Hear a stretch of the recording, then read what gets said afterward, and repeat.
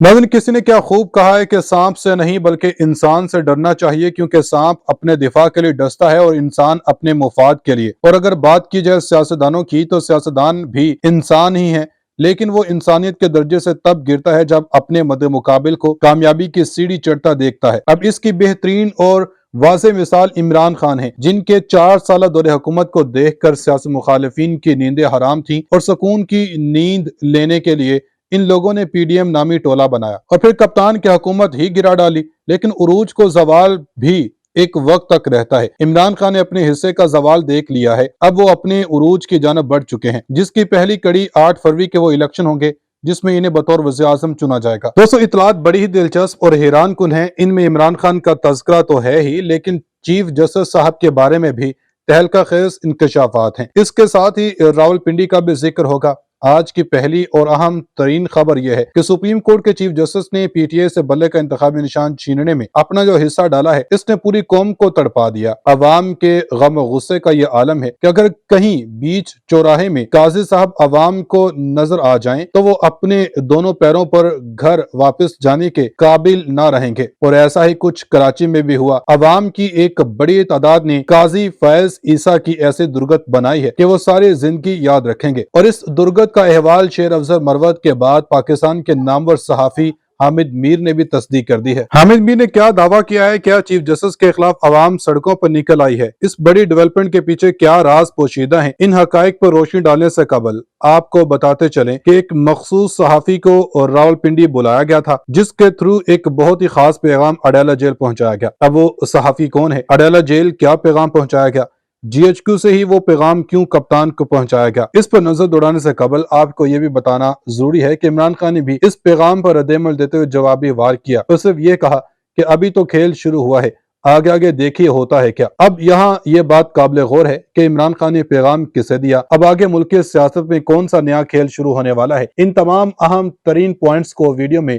One by one discuss किया जाएगा। नाज़रीन, पाकिस्तान में अंधेर नगरी चौपट राज जैसा माहौल इस हद तक परवान चढ़ा दिया गया है कि हर तरफ बस सियासी रस्साकशी ही देखने को मिल रही है और इनमें बस सबका टारगेट इमरान खान है, जिन्हें साइड लाइन करने के लिए घटिया से घटिया साजिश रचाई जा रही है। पाकिस्तान के मुआशी बहरान का हल यही है कि एक ही जमात हुक्मरान हो, उसी से सवाल हो और वो ही जवाबदाबी हो। आइंदा इंतखाबात के बाद अगर मखलूत हुकूमत बनी तो ये अमल पाकिस्तान के मुआशी मफाद में नहीं होगा। वोटरों को इज्तिमाई तौर पर किसी एक जमात को मैंडेट देना होगा ताकि वो जमात पाकिस्तान के मसाइल हल करने के लिए मुकम्मल तौर पर जिम्मेदार बन सके। मखलूत हुकूमत में कोई जिम्मेदारी नहीं होता, लिहाजा चूं चूं का मुरब्बा हुकूमत बनने का रास्ता रोकना होगा। अपने एक कालम में मुजम्मल सहरवर्दी लिखते हैं कि अगले 10 दिन में इंतखाबी मुहिम उरूज पर पहुंच जाएगी। हल्कों में सियासी जलसे और कॉर्नर मीटिंग शुरू हो जाएंगी। सियासी जमातें और उम्मीदवारान वोट मांगने निकल पड़ेंगे। 2024 के इंतखाबात में पाकिस्तान के वोटर्स को बहुत सोच समझ कर वोट डालना होगा। एक राय यह है कि इस इलेक्शन के नतीजे में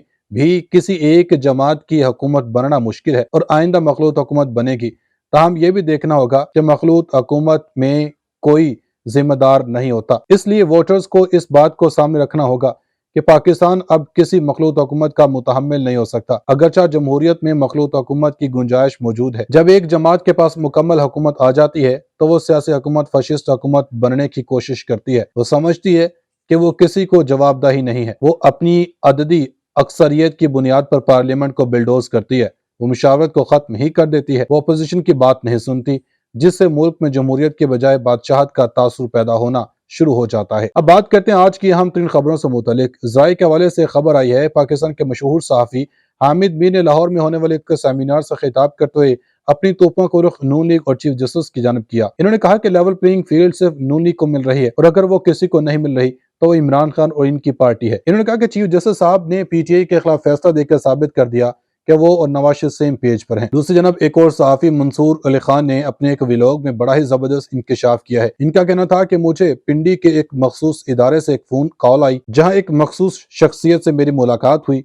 और मैंने उनसे पूछा कि क्या 8 फरवरी को इलेक्शन होंगे, तो उस मखसूस शख्सियत ने कहा कि जी बिल्कुल होंगे। फिर मैंने पूछा कि नवाज शरीफ पहले करप्ट और नाहल सियासतदान बनाकर मुल्क से बाहर रवाना कर दिए गए और अब उन्हें दोबारा से गुड बुक में शामिल किया जा रहा है, क्या ऐसे इमरान खान के साथ भी होगा? तो उस मखसूस शख्सियत ने कहा कि बिल्कुल भी नहीं, ऐसा इमरान खान के साथ कभी नहीं होगा। इलेक्शन की वजह से 9 मई के जिम्मेदारान को भी सजा नहीं दी जा रही, لیکن سب کو سزا ملے گی۔ دوستو ایک خبر یہ بھی ہے کہ پاکستان تحریک انصاف کے سینئر نائب صدر شیر افضل مروت نے شہر قائد میں ریلی سے خطاب کرتے ہوئے پی ٹی آئی کراچی کی قیادت پر کڑی تنقید کی۔ سی ویو پر ہونے والے جلسے میں خرم شیر زمان کے علاوہ پی ٹی آئی کا کوئی مقامی رہنما نہیں آیا، جس پر شیر افضل مروت نے کہا کہ کراچی کے کوئی قیادت ریلی میں نظر نہیں آ رہی۔ جتنے ٹکٹ ہولڈر آئے ان کو سلام، جو نہیں آئے ان پر لعنت ہو۔ یہ پارٹی غیرت مند لوگوں کی ہے، اگر بے غیرت ہو تو نون لیگ میں جاؤ۔ انہوں نے کہا کراچی کے عوام باشعور پڑھے لکھے ہیں، انہیں سلام پیش کرتا ہوں۔ آج اس جلسے میں قیادت کم اور ورکر زیادہ ہیں۔ آج کراچی کے عوام خود گھروں سے نکل کر آئے۔ آج لوگ جو نکلے ہیں وہ غیور ہیں،